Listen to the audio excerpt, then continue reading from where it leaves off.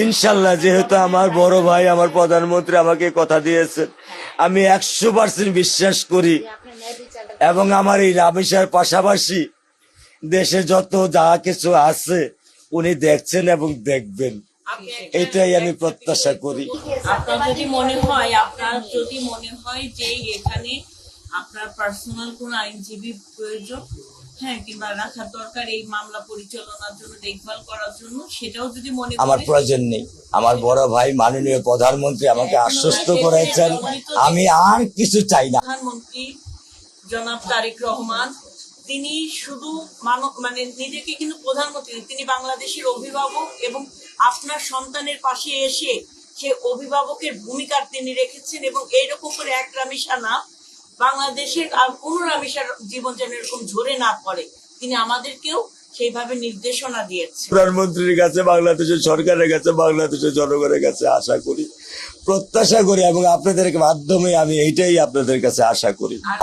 আমরা আমাদের দিক থেকে সর্বোচ্চ চেষ্টা করব সরকার এই ব্যাপারে সচেতন।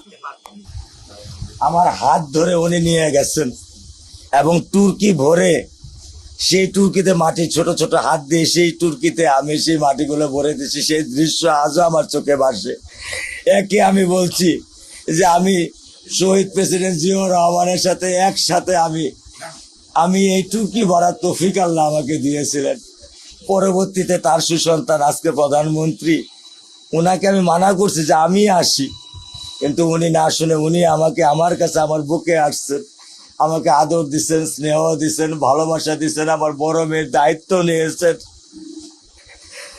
উনি যে আমাকে দিয়েছেন আলহামদুলিল্লাহ, এই যে ভালোবাসা, উনার একটা চোখের পানির ফোঁটা দেওয়ার মূল্য দেওয়ার মতো ক্ষমতা আমার নেই।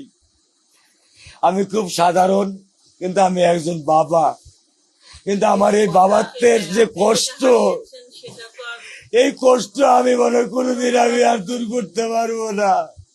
মাননীয় প্রধানমন্ত্রী নিয়েছে, ওর পড়ালেখা থেকে শুরু করে সমস্ত দায়িত্ব নিয়েছে। আমি কৃতজ্ঞ আপনাদের কাছে। টেনশন করবেন না, আমার কোনো টেনশন নেই। আমার বড় ভাই মাননীয় প্রধানমন্ত্রী আমাদের দায়িত্ব নিয়েছেন, আমার কোনো আমাদের রামেশাকে শহীদি মৃত্যু হিসেবে কবুল করে নেয়। যেন আমরা আল্লাহর কাছে এটাই দোয়া করি, ঈশ্বরের কাছে এটা দোয়া করি।